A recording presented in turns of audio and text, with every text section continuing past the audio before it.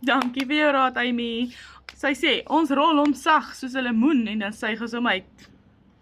Ek love it. Ek gaan dit definitief probeer, want ek skil daai dingetjie, ek sê vir jou, ek skil vir hom.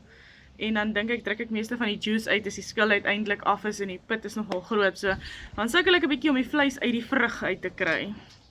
Maar dankie vir daai raad, ek gaan hom definitief uitfigure. Laat dink my aan digitale bemarking.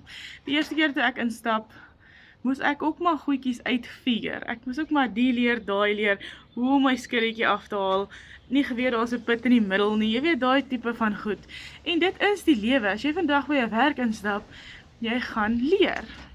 Al verskil is, gaan jou werk jou 100% betaal, of gaan jou werk jou 20% betaal.